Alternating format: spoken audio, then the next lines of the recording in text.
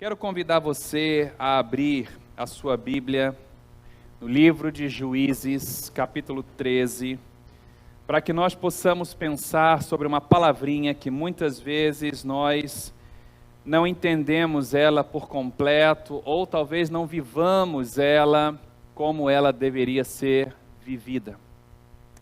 A palavra consagração. Você pode dizer que você é uma pessoa consagrada a Deus? Se você entregou a sua vida para Jesus, isso é consagração. Mas nós precisamos entender um pouco mais o que isso significa. Eu quero convidar então você a estar acompanhando comigo. Nós também vamos estar colocando a ajuda da nossa projeção para você poder entender o assunto dessa manhã. Você sabe o que significa consagração?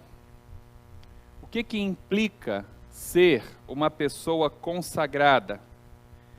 E uma coisa que a gente precisa fazer é devemos validar a nossa consagração. Primeiro ponto, o que significa consagração é algo que nós precisamos pensar. Se você fizer uma pesquisa rápida no Google, tem como colocar para a gente a projeção? Ok. Se você fizer uma pesquisa rápida no Google, você vai encontrar diversos significados para essa palavra consagração. Entre os mais conhecidos, nós temos dedicação a Deus, temos dar posse a alguém, conferindo autoridade, dar legitimação, dar reconhecimento. Porém, a palavra consagrar, ela é um pouquinho mais profunda. Ela vem do latim, a expressão consecrare, E essa expressão, ela é formada por duas outras expressões, que significa inteiramente, e sacer, que significa santo, ou seja, consagrar é você se tornar inteiramente santo, ou seja, consagrar e santificar é sinônimo. Nós vimos durante o culto, a leitura bíblica que nós fizemos, aonde a palavra do Senhor diz: sede santos, porque eu, o Senhor, sou santo. Se eu entrego a minha vida a Jesus, Deus está me chamando para viver uma vida de santidade e de santificação. O Espírito Santo, ele vai trabalhar nas nossas vidas exatamente isso, um processo contínuo de santificação. Ambas palavras têm o mesmo significado. Consagrar e santificar tem a ver com separar coisas ou pessoas para o uso de Deus ou para servir a Deus. E nessa separação há também uma aceitação. Algo que valide tais coisas ou tais pessoas como objetos ou pessoas consagradas a Deus. Então tem que haver uma aceitação. No Antigo Testamento, por exemplo, quando uma pessoa era consagrada para ser sumo sacerdote ou sacerdote, além do ritual que era feito de consagração, as roupas eram trocadas para indicar que aquele homem foi aceito como sacerdote na presença de Deus. Nos dias de Cristo e desde então, as pessoas que recebem em suas vidas a Jesus se tornam seus discípulos e passam pelo batismo como um rito de consagração de vida. Depois, elas são aceitas pela igreja como que um sinal de que os cristãos a reconhecem, de que ela é uma discípula ou um discípulo ou um seguidor de Jesus. E é ali na igreja onde a gente desenvolve esse novo estilo de vida, essa nova função, esse novo propósito de existir e de viver que o Senhor nos dá.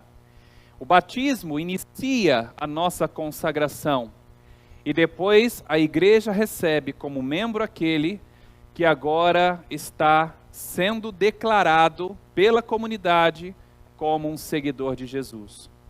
Porque, então, resumindo aqui, a questão de consagração significa você ser separado, significa você ser aceito para uma nova vida, significa você ser aceito e recebido agora com novas responsabilidades que são determinadas por Deus. Será que nós temos essa consciência?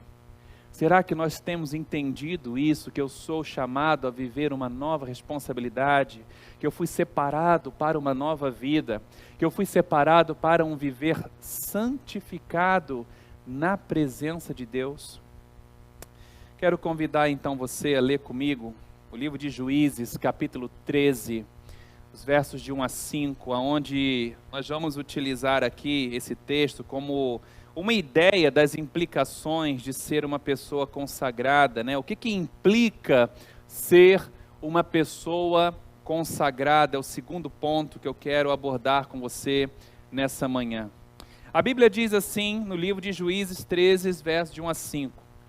Os israelitas voltaram a fazer o que o Senhor reprova, e por isso o Senhor os entregou nas mãos dos filisteus durante 40 anos.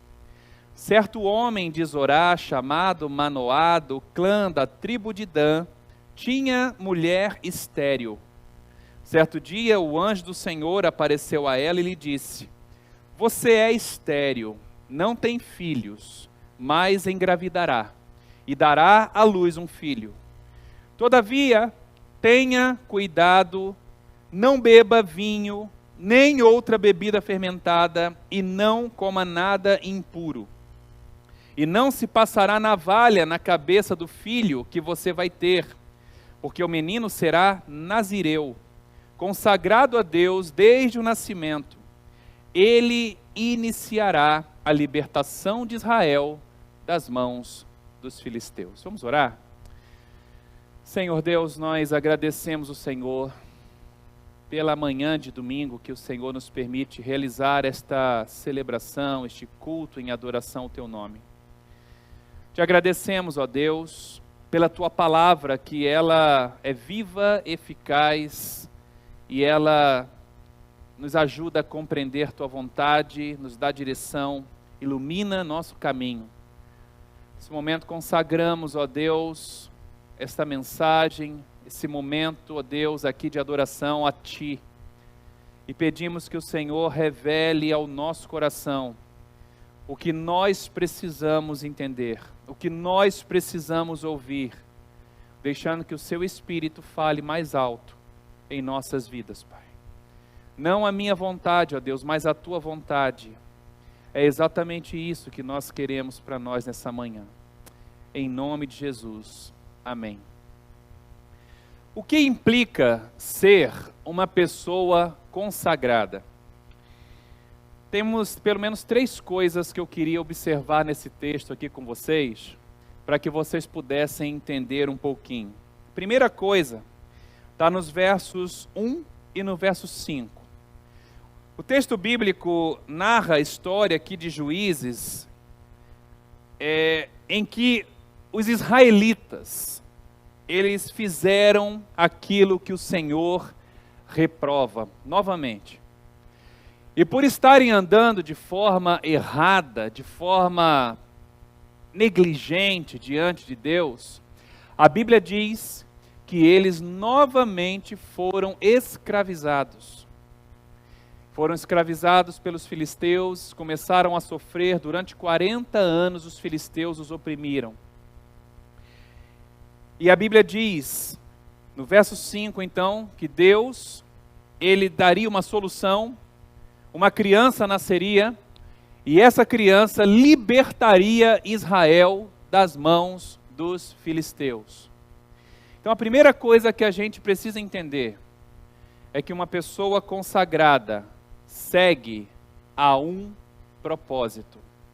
Uma pessoa consagrada segue a um propósito. Eu vou pedir para que nossa multimídia possa ir colocando para a gente ir acompanhando à medida que for falando, ok? Para que vocês possam aí, que está em casa, possa também estar participando com a gente. Uma pessoa consagrada ela segue a um propósito, e Deus escolheu aqui um casal para cumprir o seu propósito de libertar a nação de Israel. A gente não sabe o nome da mulher de um homem da tribo de Dan chamado Manoá. A Bíblia não fala exatamente o nome dessa mulher, mas a gente sabe que essa mulher, ela tinha um problema. Ela era estéril.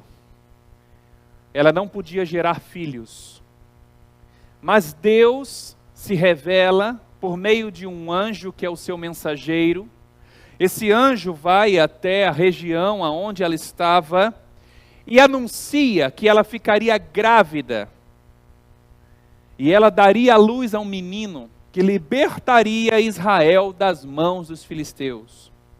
E quando eu estava lendo esse texto, eu achei algo interessante para a gente refletir, porque se há uma coisa importante a nós observarmos nos relatos bíblicos, são as entrelinhas. E nas entrelinhas desse texto nos mostra algo que nós precisamos observar, é que Deus, Ele sempre cumpre seus propósitos de maneira extraordinária.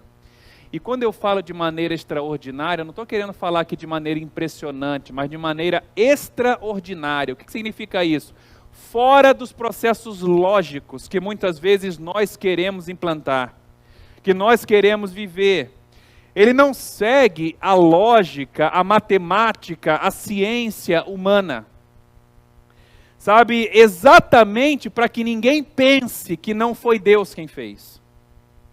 E muitas vezes nós esperamos que as coisas aconteçam dentro da nossa lógica, dentro do nosso entendimento científico, dentro da, né? Igual nós estamos vivendo nesse estado de pandemia, estamos muito esperando que a ciência resolva tudo isso. Se a ciência não resolver, quero dizer para você que é Deus quem operará de modo extraordinário, fora da ordem lógica que nós muitas vezes pensamos, para trazer solução. A certeza que temos é que para com o povo de Deus, Deus sempre age. Deus sempre vai em seu cuidado, em sua defesa, para abençoá-lo. Ninguém imaginaria que de uma mulher estéril viria a solução para os sofrimentos de uma nação. O aprendizado que a gente tira disto é que nós não precisamos nos desesperar. Nós não precisamos pensar que certas situações nas nossas vidas não têm solução.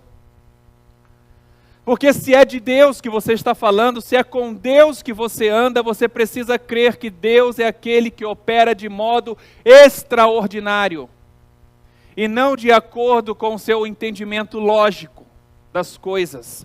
Sabe, Deus, Ele trará a solução, mas não como você pensa que será. Não como você imagina. Como disse o apóstolo Paulo, o Senhor, Ele faz, coisas muito além do que nós imaginamos ou pensamos. Para que você e eu possamos crer e reconhecer que foi a mão do Senhor quem o fez. É assim que Deus age. Então não pense que Deus vai resolver seus problemas da maneira como você pensa que vai ser. Não queira pensar numa matemática lógica ou ficar deduzindo, se isso acontecer dessa maneira, vai dar certo aqui. Esse tipo de pensamento é meramente humano. O nosso Deus, Ele age de modo extraordinário. Nada do que acontece na vida de uma pessoa consagrada a Deus é lógico e sem propósito. Nada do que acontece na vida de uma pessoa consagrada a Deus segue a lógica ou não tem propósito. Sabe, quando você se consagra a Deus, você tem que estar preparado para eventos sobrenaturais. Quando você se consagra a Deus, você tem que se lembrar de que Deus opera tudo com um propósito. Por isso nós precisamos saber o que Deus espera de nós, e aí vem a segunda coisa que eu quero falar com você. Uma pessoa consagrada deve ter uma vida sóbria e pura. Uma pessoa consagrada deve ter uma vida sóbria e pura. Sobriedade tem relação com ser equilibrado, tem relação com ser controlado. A pessoa sóbria é aquela que tem condições de dominar seus desejos e vontades. Sabe, é aquela que evita que o seu comportamento cause vergonha ou reprovação. Que é exatamente o que acontece com a pessoa que se entrega, por exemplo, à bebida, como disse aqui no texto bíblico que fala, né, que a pessoa que estaria para nascer, o filho que estaria para nascer, era consagrado, era um nazireu, e portanto a mãe não deveria beber bebida fermentada, não deveria, né, estar bebendo vinho, né, nem comer nada impuro. A sobriedade anda de mãos dadas com a pureza. E isso tem relação com evitar aquilo que Deus considera impuro. Não é o que nós achamos que é impuro, mas é o que Deus considera impuro. Para a mulher de Manoá, por exemplo, Deus havia proibido de comer certos alimentos considerados impuros. E isso estava de acordo com a lei de Levíticos capítulo 11. Mas nós precisamos entender que a questão da pureza não está relacionada à coisa em si mesma, ou àquilo que é considerado impuro. A questão da pureza, ela está relacionada ao ato de obediência a Deus. Lembramos que quando Adão e Eva receberam de Deus uma ordem, não coma da árvore da ciência do conhecimento do bem e do mal, enquanto eles se mantiveram em obediência, eles estavam em pureza. Não era a árvore que era impura, são os nossos atos de desobediência que nos tornam impuros. Se nós queremos viver uma vida consagrada a Deus, nós precisamos entender o que é obediência. Hoje não existe mais alimentos considerados impuros. Desde Atos, né, dos Apóstolos, quando nós vemos ali aquela história do centurião Cornélio, nós encontramos ali uma situação em que Deus considerou puro todos os alimentos. Quando ele se revela a Pedro para que ele fosse pregar aos gentios.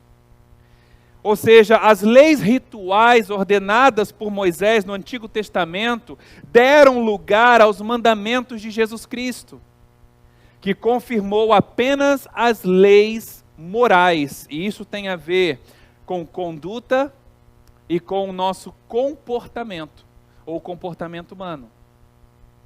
Sabe, isso se vê, por exemplo, no conhecido Sermão do Monte, em Mateus 5 até o capítulo 8, e também a gente vê isso nas palavras do apóstolo Paulo, nas suas cartas, que ele vai então escrever a diversas igrejas. Por exemplo, 1 Coríntios 6, verso 9 a 11, nós lemos o seguinte: vocês não sabem que os perversos não herdarão o reino de Deus? Não se deixem enganar, nem imorais, nem idólatras, nem adúlteros, nem homossexuais, passivos ou ativos, nem ladrões, nem avarentos, nem alcoólatras, nem caluniadores, nem trapaceiros herdarão o reino de Deus. Aí olha que coisa interessante, assim foram alguns de vocês, mas vocês foram lavados, foram santificados, foram justificados no nome do Senhor Jesus Cristo e no Espírito de nosso Deus. É interessante Paulo colocar, vocês foram lavados. O que tem a ver com limpeza, tem a ver com pureza. No momento em que você entregou a sua vida a Jesus, é exatamente isso que o perdão de Deus opera. Pureza, limpeza, de maneira que a gente não deve mais voltar a esse tipo de prática. Sabe, é como o texto vai dizer em uma outra ocasião, isso não tem na nossa projeção, onde Pedro vai dizer que seria como a porca lavada que volta à lama. É como o cão que vai voltar ao vômito. Você abandonar o que Jesus fez por você, para começar a viver uma vida de impureza e de pecado, é como se você desprezasse todo o sacrifício de Jesus, tudo aquilo que Ele fez pela sua vida. O apóstolo Paulo, ele conclui a sua fala, ainda nessa carta de Coríntios, dizendo assim, olha, tudo me é permitido, mas nem tudo convém. Tudo me é permitido, mas eu não deixarei que nada me domine. Vou repetir. Tudo me é permitido, mas nem tudo me convém. Tudo me é permitido, mas não deixarei que nada me domine. Sabe o que Paulo está dizendo? Paulo está chamando a sua consciência. Paulo está chamando a atenção de que se você conhece a palavra de Deus e sabe o que é certo, o que é errado, você também sabe o que deve e o que não deve. Você sabe o que é permitido, que Deus permite, Deus não colocou grades, Deus não proibiu você ao acesso das coisas, mas nós precisamos saber o que convém, nós precisamos saber que nós não podemos deixar que nada nos domine. Se eu sou escravizado por qualquer coisa, e aquilo está exercendo maior influência na minha vida, logo, eu estou deixando de ter uma vida consagrada a Deus. E um ídolo está fazendo parte do meu viver. Será que existe alguma coisa que está dominando o seu coração? Será que existe alguma prática que você está tendo, que você sabe que não agrada ao coração de Deus? Lembrando que pureza tem a ver com nós sabermos o que Deus considera puro e não o que eu acho que é puro ou impuro. Sobriedade e pureza é marca de um coração, de uma vida consagrada. Terceira coisa do que implica ser consagrado a Deus. Uma pessoa consagrada deve ter um sinal de distinção. Uma pessoa consagrada deve ter um sinal de distinção. Quando nós lemos Números 6, de 1 a 21, não está o texto aí para você ler em casa, nós vamos encontrar mais um pouco a respeito do voto de nazireado. Tá? Um nazireu, por exemplo, ele não podia cortar os cabelos da cabeça. E tinha outras regras relacionadas aos nazireus que são mencionados aqui nesse texto de Juízes. Era uma marca que distinguia o nazireu, eram os cabelos sem passar tesoura, ou sem passar, naquele tempo, a navalha. Não é? Não podiam cortar o cabelo da cabeça. No catolicismo, por exemplo, os sacerdotes usam batinas. E conforme o próprio Papa João Paulo II, ele define isso, ele vai dizer que a comunidade precisa reconhecer o padre, homem de Deus, dispensor, dos seus ministérios, pelo seu vestuário. Assim que vai dizer o Papa João Paulo II, para explicar o uso da batina. No budismo, nós temos ali um manto que é usado. E esse manto ele é usado, e de acordo com alguns clérigos budistas, as vestes criam uma ideia de uniformidade de intenção, que é visível à primeira vista. Ou seja, quando você vê aquele monte de budistas vestindo aquelas roupas meio alaranjadas, a ideia é de que você olhe e veja que todos estão no mesmo propósito, numa mesma intenção de consagração para a iluminação de suas vidas. Os mormons, por exemplo, usam paletós pretos, camisas brancas para os homens, e as mulheres blusas e saias que têm que ficar acima dos joelhos. Eles não permitem que usem camisolas, mochilas, tatuagens e piercings. Porque as diretrizes dos vestuários mormons dizem que os missionários precisam parecer profissionais e atraentes. São distinções. Mas qual é a verdadeira marca que distingue um cristão? Qual é a marca que demonstra a nossa consagração? A Bíblia fala que nossas roupas, por exemplo, devem ser decentes. Não precisamos chegar ao extremo, né, de você ter que botar a manga comprida, né, que as mulheres têm que usar saia até lá embaixo, ou têm que usar uma roupa como o Islã, né, mostra. Porém, a nossa vestimenta, tanto homens como mulheres, tem que ser decente. A Bíblia diz também que não devem ser sensuais. Não devem levar o outro a ficar imaginando coisas.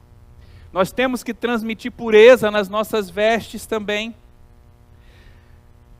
Diz que nós devemos nos afastar de toda forma de imoralidade sexual. A Bíblia fala sobre isso. Porque o corpo é templo do Espírito Santo. Mas apesar de existirem essas orientações na palavra de Deus, religiões podem copiar também essas regras. Qualquer religião, como eu falei, os mormons, né, budistas e tal, os padres, todos podem copiar esse tipo de regras aqui. Não devemos desprezar essas orientações, porém a principal marca que distingue um cristão tem que ser o quê? A sua semelhança com Jesus. É a sua semelhança com Jesus que vai distinguir se você é ou não é um cristão. Semelhança em quê?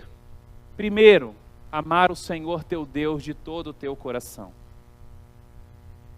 de toda a sua alma, de todo o seu entendimento, com dedicação completa, como Jesus deu também demonstração disso.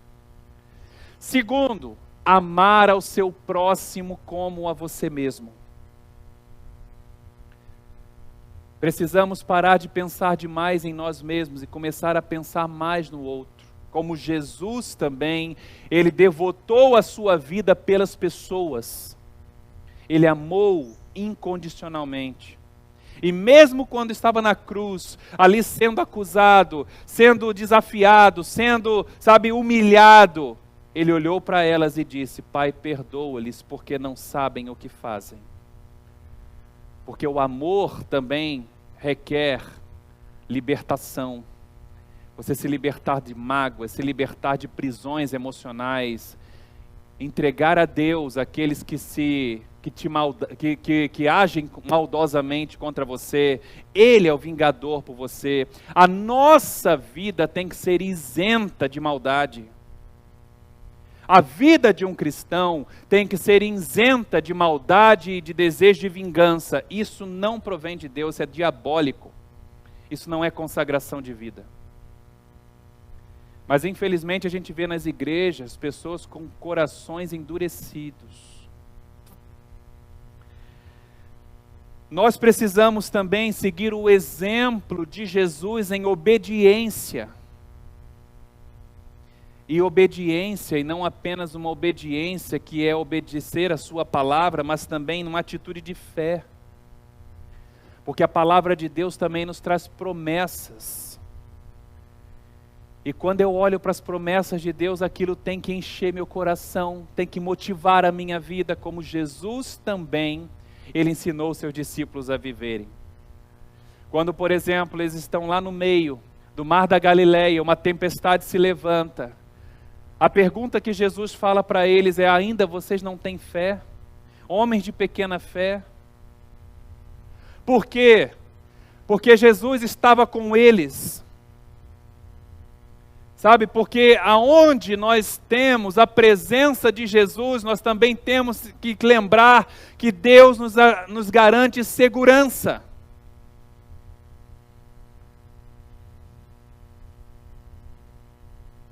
Nós também precisamos seguir o exemplo que Jesus nos dá de uma entrega sacrificial na luta contra o pecado e contra as trevas. Há uma tentação em nossos dias de nós nos acomodarmos, de nós nos entregarmos ao descanso, às coisas fáceis, nós nos entregarmos a entretenimentos, a lazer. E muitas vezes nós temos deixado o nosso compromisso da luta contra as trevas, da luta contra o pecado. E eu digo para você, a Bíblia diz que aquele que quiser viver piamente padecerá perseguições. Se a sua vida está muito tranquila, talvez porque a sua vida não esteja vivendo de forma consagrada a Deus como deve. Talvez porque você esteja querendo apenas viver com aquela política da boa vizinhança, então você não tem coragem de alertar a sua família do caminho de pecado que eles estão. Você não tem coragem de alertar aos seus amigos, aos seus colegas na escola e a falarem, olha, isto é errado. Estava vendo um artigo em que aquele autor, Max Lucado, estava pedindo perdão ao movimento LGBTQI+, né, e cada hora eles aumentam uma letra, por causa de algumas declarações que ele disse da Bíblia, mas que soaram para eles ofensiva. E Max Lucado então pede perdão a eles, olha, me perdoem, né, não era o propósito ofender. E parece que há muitos cristãos que estão abrindo a guarda, estão deixando de defender aquilo que é a palavra de Deus. Nós não estamos dizendo aqui para não amarmos as pessoas, mas valores, princípios, aquilo que a palavra de Deus diz, são inegociáveis.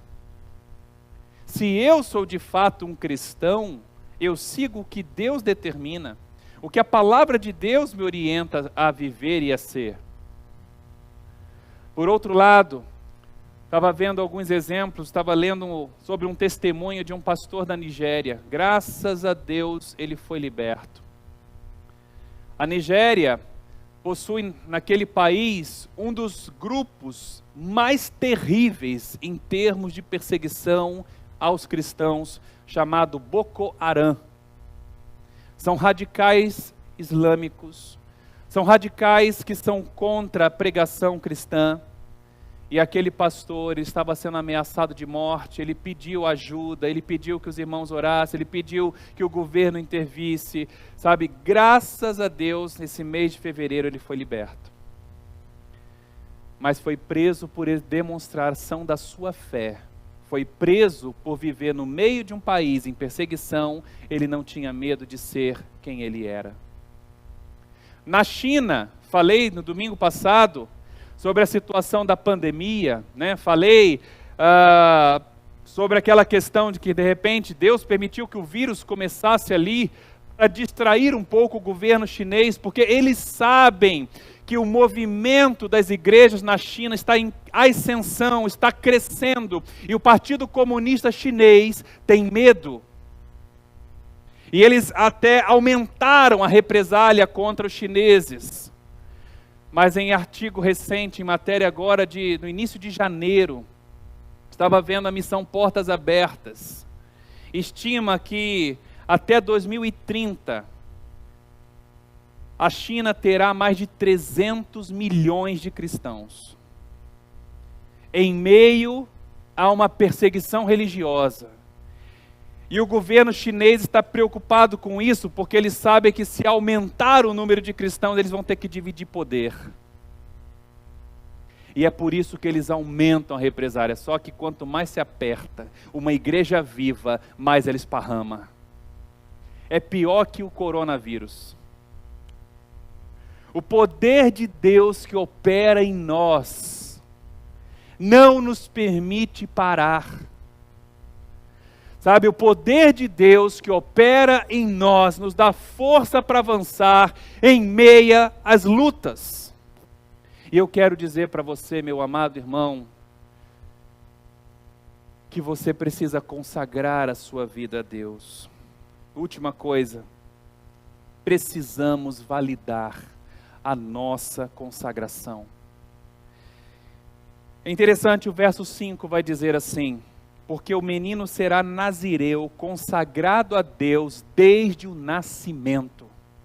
Esse é o desejo de Deus em relação a nós, que nós sejamos consagrados a Deus desde o momento do nosso nascimento. Mas peraí, pastor, mas eu não nasci em berço cristão.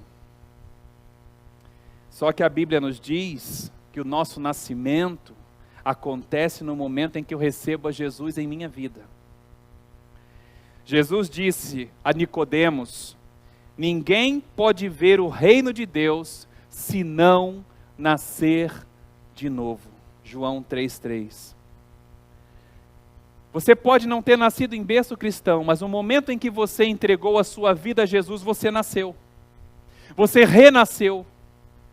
Se de fato foi real, foi sincero, foi verdadeiro, um nascimento aconteceu. E esse novo nascimento, ele acontece exatamente quando Cristo, ele é recebido em sua vida, e quando o Espírito Santo, ele passa a orientar a sua vida. E isso se manifesta da seguinte maneira: lá em Gálatas 5, verso 22 a 24, vai dizer assim: o fruto do Espírito é amor, alegria, paz, paciência, amabilidade, bondade, fidelidade, mansidão, domínio próprio. Contra essas coisas não há lei. Os que pertencem a Cristo Jesus crucificaram a carne com as suas paixões e os seus desejos. A pergunta que eu faço: isto tem sido visto na sua vida? Amor, alegria, paz, paciência, amabilidade, bondade, fidelidade, mansidão, domínio próprio. Estas coisas têm aflorado na sua vida, têm acontecido na sua vida. Se não, você está precisando ainda crucificar a sua carne. Você ainda está precisando crucificar as suas paixões, os seus desejos. Como disse o apóstolo Paulo: já estou crucificado com Cristo, já não vivo mais eu, mas Cristo vive em mim. Consagração é ser semelhante a Jesus. O apóstolo Paulo, ele escreve a todos nós, também lá em Filipenses 2, verso 12, eu vou ler aqui na versão da Nova Bíblia Viva, ele diz assim: vocês devem ser ainda mais cuidadosos em fazer as coisas boas que resultam do fato de sermos salvos, obedecendo a Deus com profunda reverência e temor. Vocês devem ser ainda mais cuidadosos, ou seja, vocês precisam validar a consagração da vida de vocês. E o apóstolo Paulo, ele conclui a razão, ele vai dizer lá no verso 13 ainda desse mesmo texto: porque Deus está operando em vocês o desejo de obedecer-lhe e a realização daquilo que Ele quer. Deus está operando em vocês o desejo de obedecer-lhe. Todas as vezes que nós, como cristãos, nós andamos na contramão de Deus, agimos de forma pecaminosa, desobedecemos a Deus, esta é a razão da nossa tristeza. Porque o Espírito Santo, ele opera em nós o desejo da obediência. E quando você está na contramão, em desobediência, você está se abatendo, você está se deprimindo, porque há o Espírito de Deus o tempo todo ali dizendo para você: olha, não é isso, é isso. Para que você viva e faça aquilo que Deus quer. Quero concluir então dizendo que o nosso maior desejo e vontade seja fazer com que Cristo seja visto em nós e nós sejamos tudo aquilo que Deus quer que nós sejamos. Nosso maior desejo e vontade precisa ser que Cristo seja visto em nós e nós nos disponhamos a fazer tudo aquilo que Deus espera que nós façamos, tudo aquilo que Deus espera que nós sejamos. Vamos orar. Amado Deus e bondoso Pai, Tua palavra está diante de nós. E nós não podemos, se queremos, ó Deus, ser agradáveis aos Teus olhos, resistir a ela, a sua sabedoria. E precisamos, ó Deus, sondar o nosso coração. Precisamos, Senhor meu Deus, abrir mão do nosso orgulho. Precisamos crucificar a nossa carne, nossa vontade, os nossos desejos, para que Cristo seja visto em nós. Ó Deus, em nome de Jesus, Pai, ajuda-nos na luta contra os pecados. Ajuda-nos na luta contra o poder das trevas, nos fortalecendo para cumprirmos o chamado para o qual o Senhor nos chama, que é exatamente, ó Deus, vivermos a semelhança de Jesus e podermos levar esta esperança ao mundo. Senhor nosso Deus, nós te suplicamos que nossas vidas consagradas possam espelhar, ó Deus, o sacrifício de Jesus e a presença do Espírito Santo que nos capacita a amar, a sermos pacientes, termos domínio próprio, agirmos com bondade, ó Deus, e todas as outras virtudes que são apropriadas àqueles, ó Deus, que são, ó Deus, casa, habitação, templos do Espírito Santo, ó Deus. Senhor meu Deus, o Senhor nos chama à consagração nessa manhã. Que nós possamos nos render por inteiro aos Teus pés e possamos viver exatamente o que o Senhor espera que nós vivamos. Essa é minha oração, Pai, em nome de Jesus. Amém, Senhor.